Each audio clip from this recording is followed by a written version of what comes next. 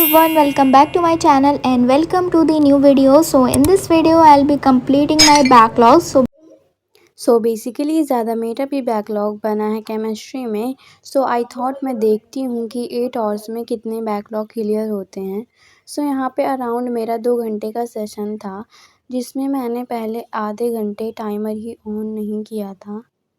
इसीलिए 1.5 आवर ही हो पाया। थर्ड लेक्चर में ऑलरेडी कंप्लीट कर लिया था मैंने। मेरा फोर्थ लेक्चर आधा बचा हुआ था।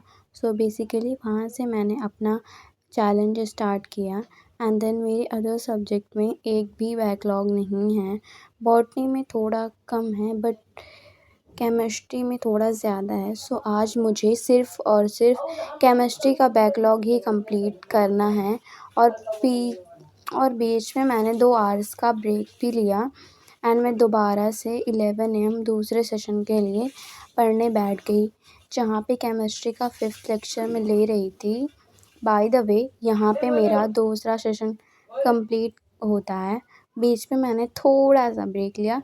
बाय द वे मैं यहाँ पे अपना केमिस्ट्री का लेक्चर ले रही थी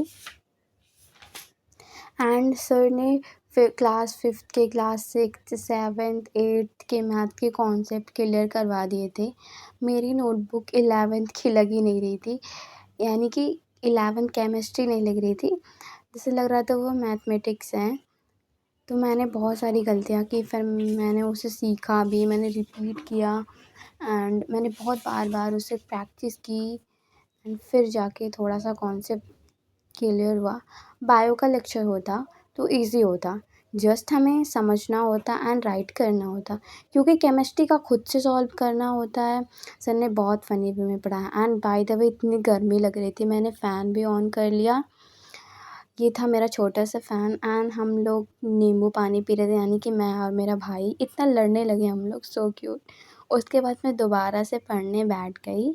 anyways after that I had lunch. After that I went to sleep. I took a nap 1 से 1.5 घंटा and then I sat to study again at around 6 PM and it was my third session. तो फटाफट से मैंने इसे complete किया। इस time पे मैं क्लास या 5वां या 6वां 7वां लेक्चर ले रही थी। एक केमिस्ट्री की तो क्लास 2 घंटे की होती है। मैं अपनी क्लास 1.5x की स्पीड पे लेती हूँ। सारे लेक्चर मैं ऐसे ही लेती हूँ। मेक श्योर करना, अगर आपका अपना बैकलॉग कंप्लीट कर रहे हो, फिज़िक्स का हो या केमिस्ट्री का हो, तो ऐसे नहीं कि जो सर करवा रहे हैं वही करते जाओ। कुछ भी फ़ायदा नहीं होगा बैकलॉग कंप्लीट करने का। अगर टाइम लग रहा है तो लगने दो।